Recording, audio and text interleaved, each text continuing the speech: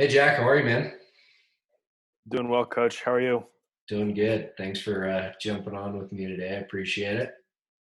Of course. How's the COVID quarantine treating you? It's good. I've had a lot of time uh, to lift and study.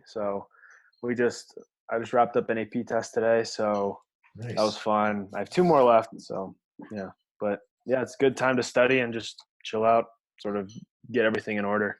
Yeah, But how'd you feel you did on the test? oh, today was rough. Yeah, Today was computer science. there you go. And it's not my best subject. So it was hard. Yeah, that's a tough one for sure. I applaud you guys for taking it. That's a hard class. I saw some of the assignments during the year, and that was you're well beyond what I expected for a high school level. So good work. Yeah. Cool. Thank you. Yeah. So I want to take us back. Kind of want to talk about your football career from the start to where we are now and what's going on in the future for you. So obviously, we know you had a pretty phenomenal group of seniors that you started with and finished this year. Talk to me a little bit about kind of how you met these guys, how your football career began. Kind of give me the background. Um, Started in Pee Wee football. Uh, I moved from New York City, and I always wanted to play football. We played flag football in sort of the street almost.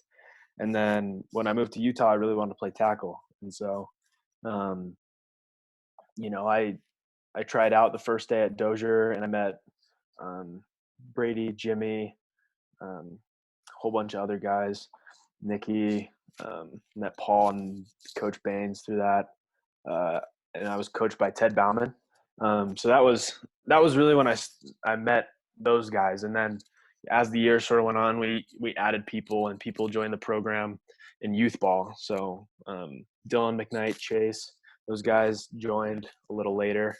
Like I think Chase moved here when in seventh grade, and I can't remember when Dylan and McKnight started playing. It might have been the same time, or may have been a year later. But yeah, I sort of met all those guys in Pee Wee, and we sort of just stuck together ever since, which is kind of cool. Nice. Yeah. Do you think having those like personal relationships helped you during football? When these guys like your brothers essentially. What did that do for you on the field? Oh, it absolutely helps. I mean, it's like you said, it's like a brotherhood, and everyone's got each other's backs. Everyone's playing for the man next to them. It's really a cool feeling. There's no separation really. Everyone's working as a team and working together, working for each other. Um, it's cool. It's a really neat experience when you've played with guys like that for that amount of time and then get the chance to do something really special in high school. It's unforgettable. So Yeah, pretty that's cool. pretty cool. So you, if I'm not mistaken, didn't play quarterback your whole career.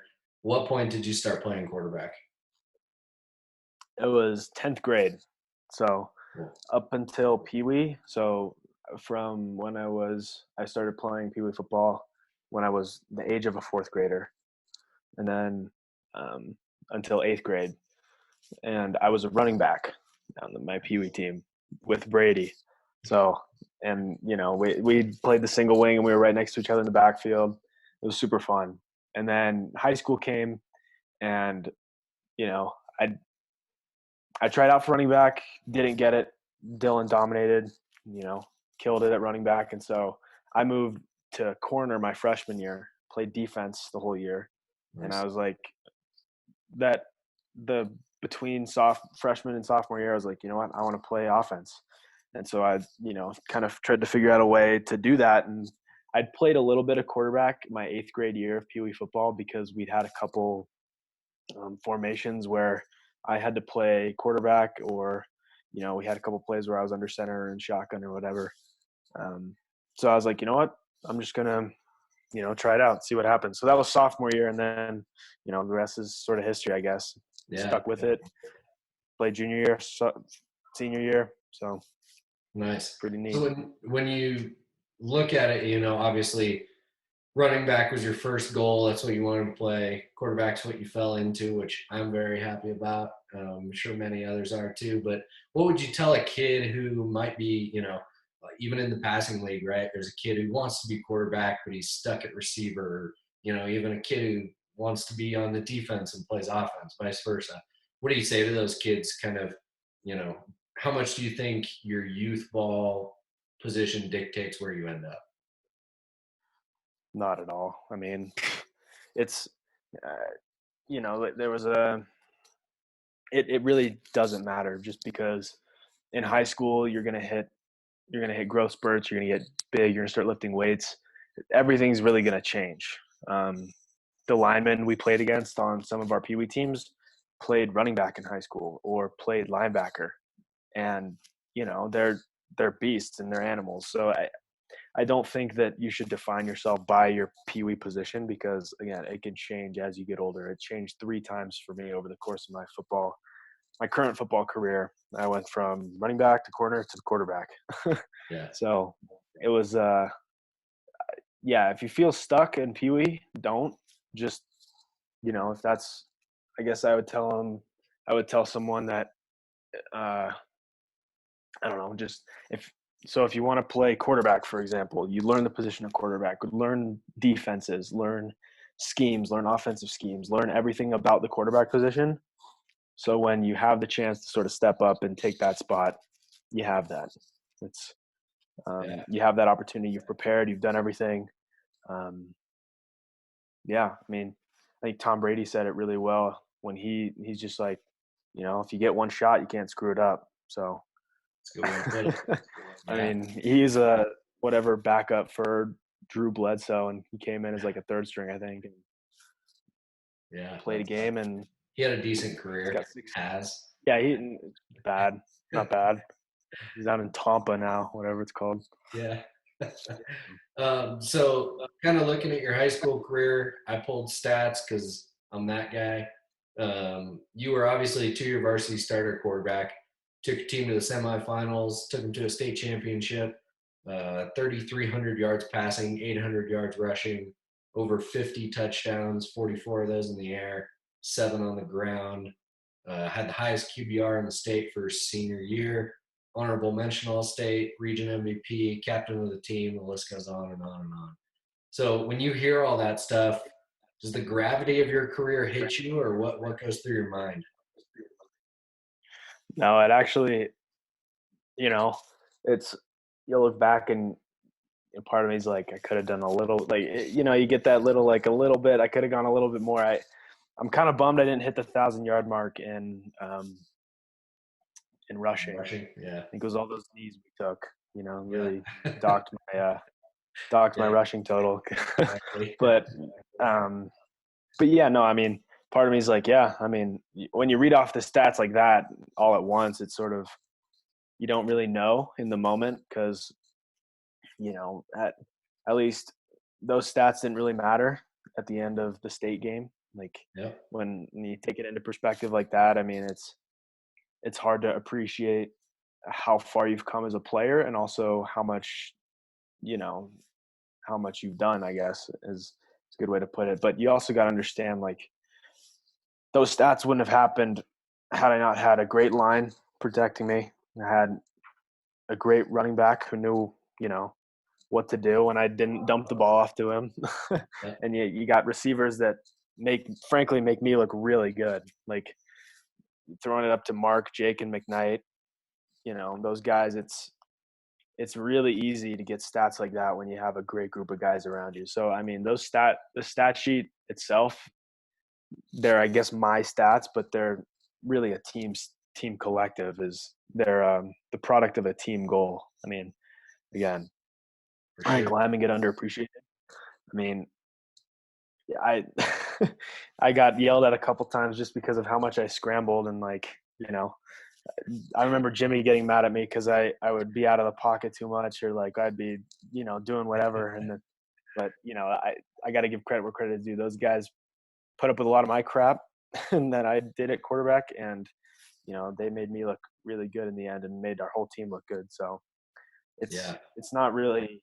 I mean, it's cool that I have that under my belt, I guess, but it's also you gotta sort of be humble and credit to the team because that's really where it comes from. So Yeah, for sure. I think it's a really good way to put it. And one thing I got to shout out to you, you took care of your O line.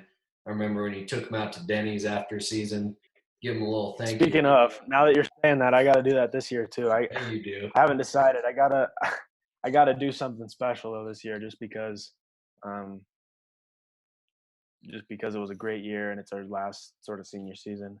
Making some money now, so Yeah, I'll be able to treat my boys to something special. But maybe a steakhouse. I there don't you know. go. We'll see if I a have the money for it in my bank account, and b if coronavirus lets up and lets us do things again. I mean, but no, Definitely. I definitely plan on doing that again. That was fun. Yeah. No, I think it's a So, smart man to take care of the guys that take care of you for sure. So one thing I want to go to back to the very first game this year. Um, we've talked about it a bunch. Not a lot of people know, but you gave me a heart attack 3 weeks before the season. Got a text message, said, "Hey, coach, I'm going to be out for 2 to 4 weeks. Hurt my wrist." I think that was it. I was like, "That's not good." So me having a healthcare and coaching background, in my brain, I'm thinking, man, 2 to 4 weeks, Wasatch is out the door. Hopefully we can get it back from Juan Diego. But to your credit, I mean, you went over to McKnight's house every day doing the beamer. You put in what I loved is you put in the mental reps of practice and even really swallowed the hard pill of getting that next guy ready, right? We knew we had to play a game with or without you, and you were trying to get back in there, but you also realized, hey, I've got to help coach up these younger guys who might be thrown into the fire way earlier than I expected. Going through that time, what did you kind of mentally have to overcome, and what did it mean to you to be able to start that game? definitely some hurdles. I mean, you work super hard. Hi, puppy. Sorry, you work super hard in the off season to have a successful career, and I was feeling really good. I just got back from a lot of camps. I was doing a pretty decent job. I'd hit a couple PRs at combines and stuff, and I felt really good. I was the heaviest I'd ever been, fastest I'd ever been, and it was everything was sort of clicking, and then it all sort of came crashing down that 1 second, really. Like, it was just a total fluke. Like, I shouldn't have gone for it, and I did, and I got a little reckless, and I just went for a 50-50 ball with the soccer player and led with my forearm. His elbow went right into my forearm, and it cracked it in two places. And I remember in the doctor's office, I was just like, "Are you kidding me?" Like, I'm a very religious person, so it's like a part of me was like looking up, and I was like, "Really? Like, come on!" But I mean, it definitely. I definitely had some moments where I was like, "This is miserable. Like, I don't want to. I don't want to. Go to practice because I feel like it's gonna break my heart to not be out there. But you sort of just got to push through it and know, like, it's bigger than you, and one way or the other, you got to help the team. Like, you being there and being, as a quarterback, you take on a lot of responsibility as a leader, and being at practice and being sort of helping out and being confident in the next guy up and giving the team confidence in the next guy up is, it may not seem like much to you at the time, but it definitely helps team camaraderie and, just the team confidence in general. And so I think once I realized that, I was just, kind of over the hump a little bit. And still, I tried to get back, and I was like doing my thing, and a lot of prayers, a lot of beamers, a lot of pine nuts, pumpkin seeds, and pomegranate juice. Okay. Literally every night, like pomegranate juice and Sprite, bowl of pumpkin seeds and pine nuts Yeah. while playing Xbox, like beamer once or twice a day, depending on how often I could get over there. Just everything you could sort of do to get back on the field. But once I went to the doctor's office and they're like, "Look, here's the deal. You can play." Once I heard you can play, I just sort of like tuned out. But Yeah. I was just hyped, is all I can say. And then um, once he said that, he's like, "Look, if you get hit again, like if it's a direct hit, you could break it again, and you could be out for longer. So you gotta." He was sort of like ancient at me, like, you should sit out this game. But I was like, no, I'm not sitting out. Like this is the game I've been looking forward. Like we've talked about Wasatch ever since we lost to Wasatch the first time. So, Yeah.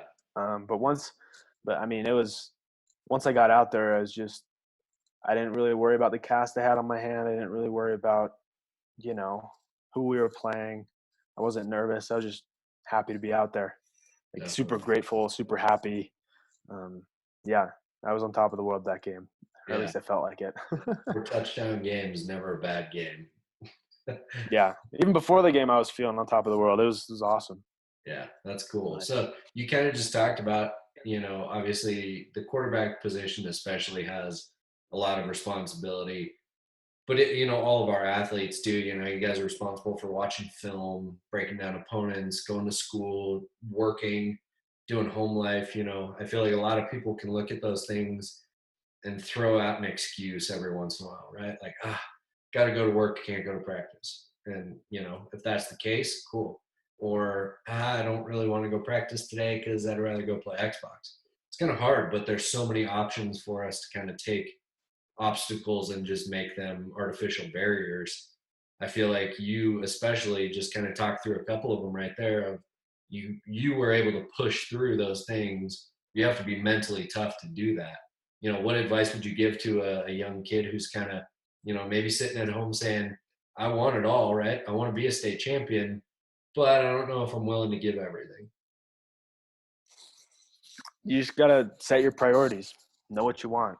I mean, for me, my priorities were win a state title, be, you know, do well in the classroom, go to a good college and play college football. Those are my three goals going into senior year. My big goals. I mean, obviously I have other goals, but I mean, those were the three big ones. And once you sort of set your priorities and set where you want, you got to understand that you're going to have to make sacrifices in order to achieve those goals.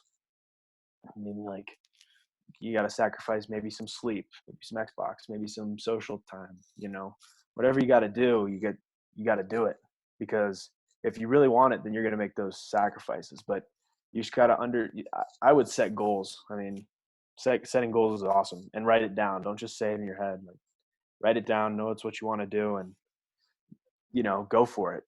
Don't don't go half speed. I mean, Yeah. if you really want it, you're not going to go half speed. So Yeah. I think if you don't really want it, then if you don't really want it, that's okay. I mean, if you have other priorities, that's okay too. You just don't say you want something and not do the work, I guess is what I'm saying. So yeah, set your no, priorities and make sure that you stick to it. totally fair. So, speaking specifically about the quarterback room, you're tremendously bright, 35 ACT, lots of other crazy things, taking comp sci AP, which is mind blowing still. Thank Um, you. I have high expectations of our quarterbacks. You've been in a lot of meetings with me. We've talked about just being a quarterback in general, not even the specific X's and O's.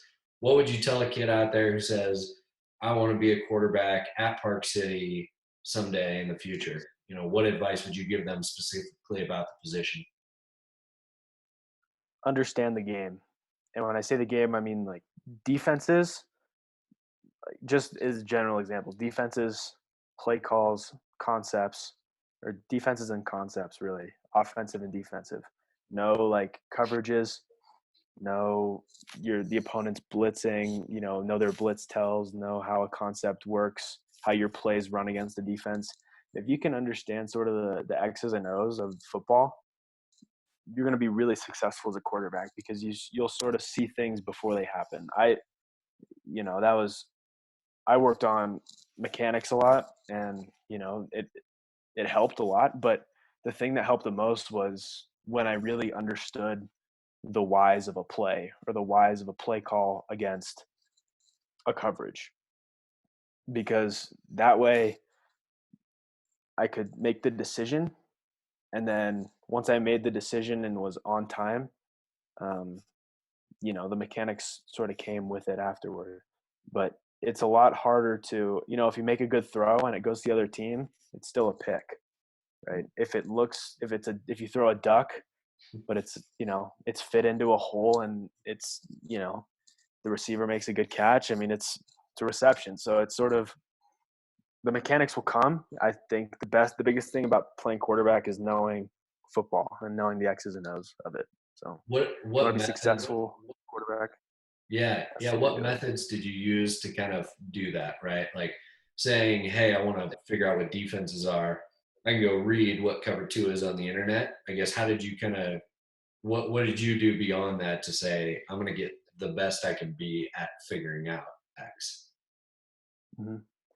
Um, with coverages, what I did was I actually made flashcards, and so when I was driving to camps, um, me and my dad did this big East Coast train sort of thing, and so we had a lot of time in the car. And so what I used to do is I made flashcards of coverages. I also did with this with basic concepts, but you make them with coverages, and you know sort of the basic skeletons like what's a cover two, why is it called a cover two, what should I look for, you know, where are the holes, sort of thing. Mhm. And then once you sort of understand that, you can start applying concepts to it. So I also had another set of flashcards with plays on it, like our past plays, like Colorado, for example. And then you just run through each coverage in your head, where you're going, what you're doing on this throw, or, you know, what are you doing on this throw, you know, um, walk me, and then replay it in your head is what I did a lot. I also, watching college football actively, um, also helps. If you can sort of try and tell what the defense is doing before they do it in college, it's, you know, it's like more film study, except it runs live. Yeah, So you don't know what's going to happen, and it's kind of, it's fun that way. But yeah, you know, just find any way you can to sort of get, you know, get that knowledge. no, I think And then that's also watching film of practice helps too. I mean, Coach Gardner threw all sorts of stuff at the offense during sevens, team, you name it. But, you know, watching film, I think, is a big one. Um, First, you got to learn the stuff, apply your plays to it. Uh, so, yeah, I think that's what I did personally. I think it's a really good technique for sure. If you could go back and replay any game in your high school career, but you couldn't change the outcome, what game would you go back and play? I couldn't change the outcome. Yep. Score ends the same, but you get to play it all over again, get the same excitement or loss, whatever you choose. Would, Because I know you'd pick the state game if if I let yeah. you. If I could replay the game and potentially change the outcome in a Yeah. heartbeat, I would say Sky. But Yeah. um, West, I think.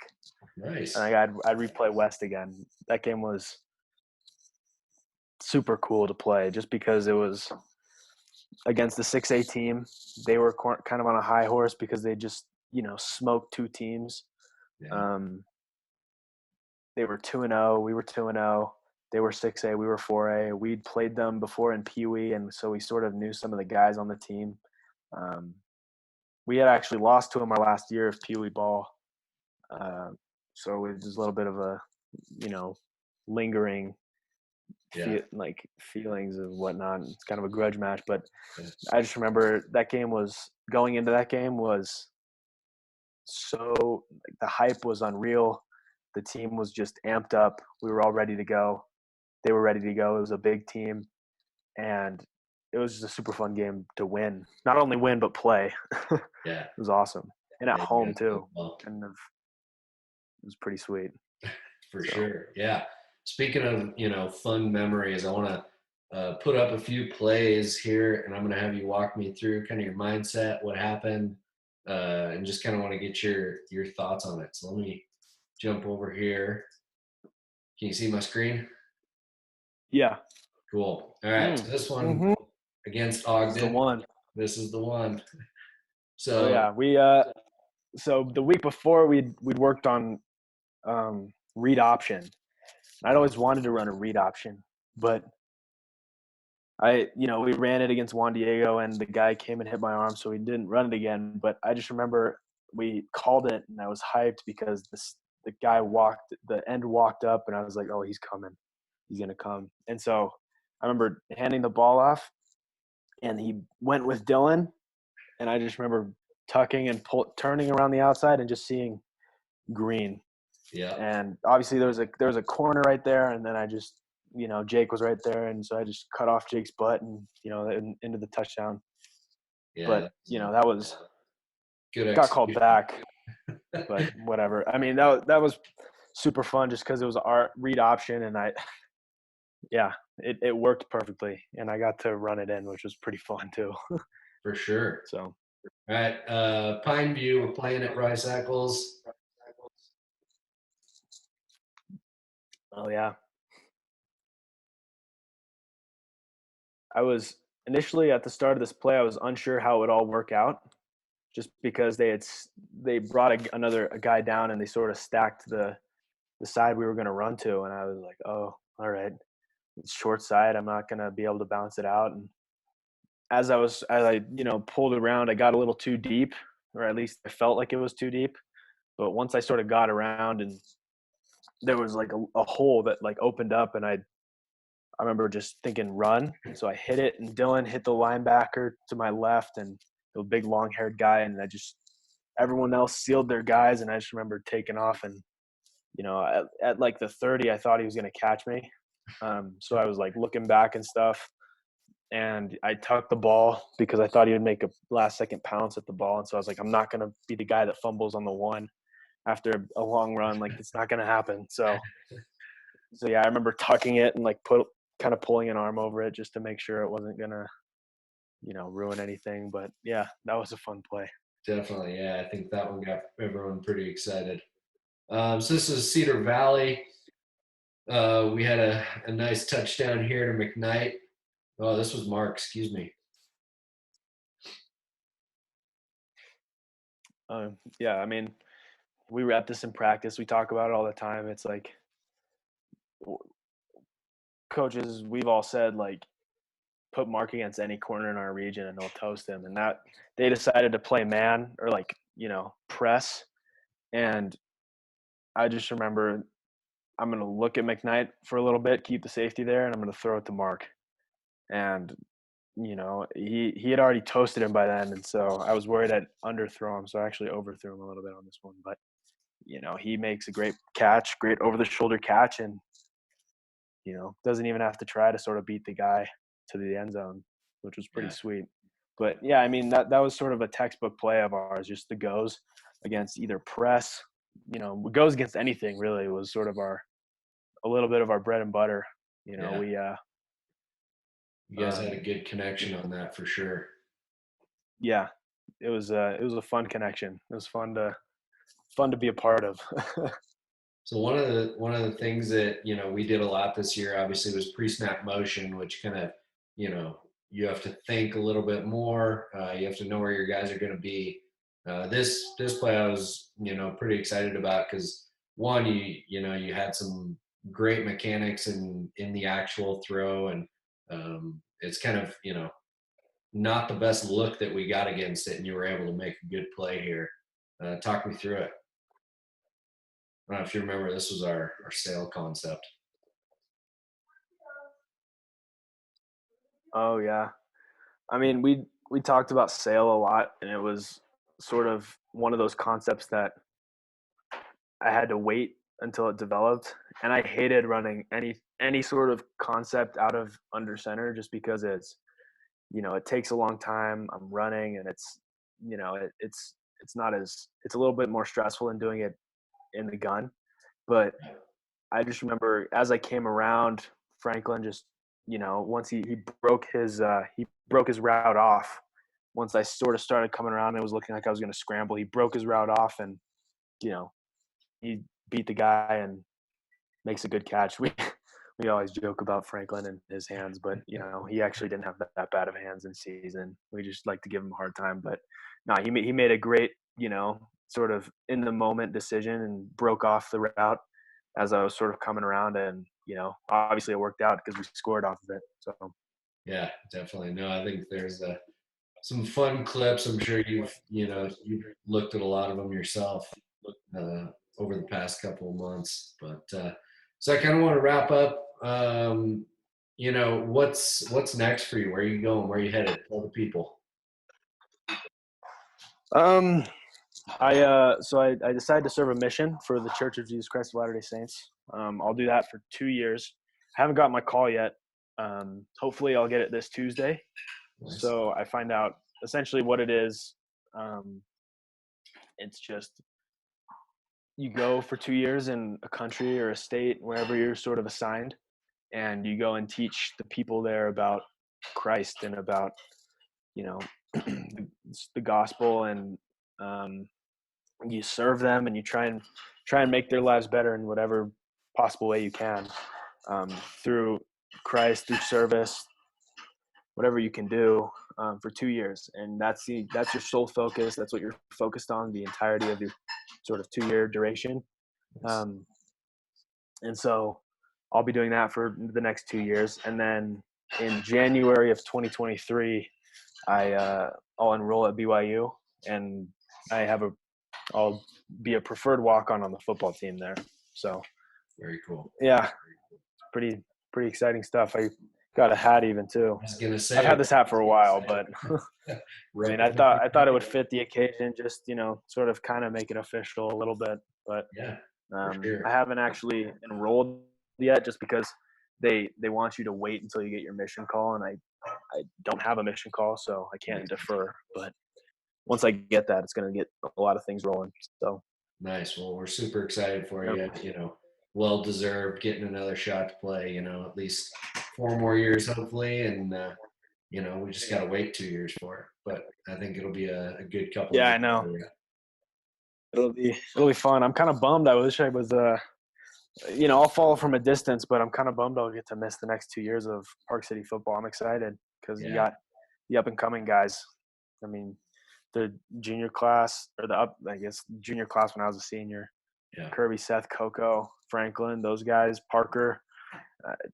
I'm bummed I won't get to watch them play. Maybe I'll get to watch a game depending on when I leave. But I mean, the sophomores now, Max, Sam, Tabo, Pointer. I'm kind of bummed I'm going to miss all that, but I mean, it's all good. I'll keep updated. I'll make my mom update me and keep my brother in the loop for me. But exactly, we'll record it for you. Yeah. Thank you. Awesome. Keep me on the huddle. Yeah, exactly. I'll keep you on huddle. Yeah. So I want to finish with the minor minute for us. Just kind of some rapid fire questions. First thing that comes to your mind, and we'll go from there. Cool. All right. Why do you wear number 12? It's my mom's number in high school, quarterback number, just all sort of fit. So I decided to wear it. I like it. Favorite NFL college teams, football teams? I'm a Jets fan. New York Jets fan. I guess now I have to be a BYU fan. So those are the two. Obligatory. I like it. Favorite superhero? Ooh. I really like watching the Batman movies, so I'm going to go with Batman. Nice. Favorite play call from last year? Oh.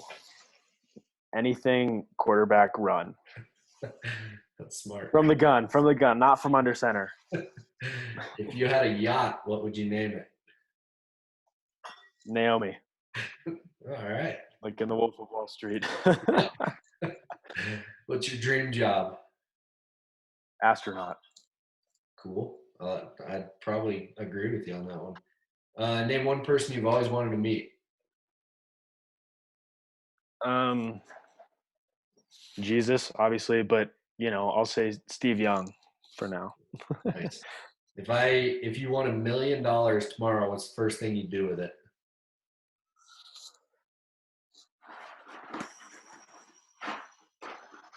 Pay off college, pay off all debts, be 100% debt free, and then buy a water ski boat.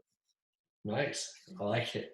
Yep. All right, and I'll give you the floor. Say again? I love water skiing, so that's, something I like to do. Yeah, hey, that's smart. Always wanted a boat too, so. Yeah, definitely. So final question, I like to finish with this one. In your mind, why do you play the game of football? I play the game of football because it's different than any other sport that sort of exists. Like, you got I've never been tighter with a group of guys than the ones I've played football with. And, you look at how long we've been friends from fourth grade to senior year. So that's like 8 years, probably more than 8 years for some of the guys. But I mean, I wouldn't have gotten to know them had I not played football. And that bond is totally different than anything I've ever experienced in any other sport. That senior year was our senior year where we went to the state finals, and it was just super special for all of us. It was sort of a culmination of all our efforts and all of our time that we sort of put together. Unfortunately, it didn't have the ending we wanted to, but I play it for the guys, like the guys I get to be around every day in the summer and in the season, in the off season. We're all putting in work and we're all trying to get better, and it creates a really special bond between all of us. I also play it because I like the physicality of it. It's different. It's, you don't get to strap on pads and, go to town on someone. Unfortunately, I didn't get to do that. I used to get Coach Gardner grief, like, hey, put me on corner. I'm kind of a lockdown. It was a joke, but he thought it was a joke, but I was kind of being serious. I was like, you should put me at corner just to sort of see what happens, because I want to know too. Yeah. But I don't know. I play it for the guys that I've gotten to know, and I play it for, as a kid, I used to watch college football with my dad. Back when BYU was decent, when they were in the Mountain West Conference, and Max Hall was quarterback. Austin Collie was playing receiver, and we beat Sam Bradford's Oklahoma team. I think they were number 3. Yeah, I remember so many details about that game. He separated his shoulder, and then we won, and it was insane. And I remember watching that stuff with my dad, and I remember always wanted to be a football player because, they were athletic, they were good citizens, they were smart, they cared about people, and it's sort of that whole package. And I always wanted to be like that. And so I play it for personally, and just because I get to be with such great people, like the coaching staff and the players. I mean, you guys have done so much for not only me, but our team in player development and people development. I've learned a lot from you, Coach Bonzingo, Coach Gardner, Coach Bauman. All my sort of football coaches in the past have taught me something about life too. And we wouldn't have gotten where we were without you guys. So thank you, first of all. And keep it up. Yeah, well, hopefully you rings soon. Yeah, exactly. Well, hopefully you can bring back the glory days to BYU when you get back. We'll be anxiously awaiting. But if Jack, it is, it won't be as quarterback. Yeah. Hey, it'll be as safety. Hey, don't count it out yet. You went corner to quarterback. Safety or slot receiver. There you go. I'm more excited about safety. So. Nice. Very cool. Well, hey, thanks for jumping on, man. It's been an honor working with you. I appreciate your effort and your enthusiasm, and your, set the bar pretty high for the quarterback standard, and especially just being a student athlete at Park City. You're one of a kind. So thank you for everything, and wish you the best of luck on mission, and don't be a stranger. Thanks, Coach. I won't be. You guys will be invited to – I'll let you guys know where I go, first of all. You guys will be invited to my farewell. Nice. And I'll keep you on the email list so you get all my sort of emails about what's going on. And then hopefully I'll visit, 2 years down the road. Perfect. Maybe I'll be 6'3", 220. Who knows? I'm still waiting for that day too. Yeah, exactly. But, All right, man. Yeah. Well, be well and stay safe, and I'm sure we'll talk to you soon. Yes, sir. Thanks again, Coach. See you, Jack. I'd like to thank Switchback Sports for being a proud local sponsor of the Park City Passing League. Switchback has you covered when it comes to the great outdoors. Whether you're looking for consignment or the latest and greatest, stop by Switchback to find what you need. Don't forget about their full-service repair shop to help you get your bike up and running as you start to gear up for the summer. Switchback Sports is currently open for business with special hours from 9 to 10 a.m. for high-risk customers.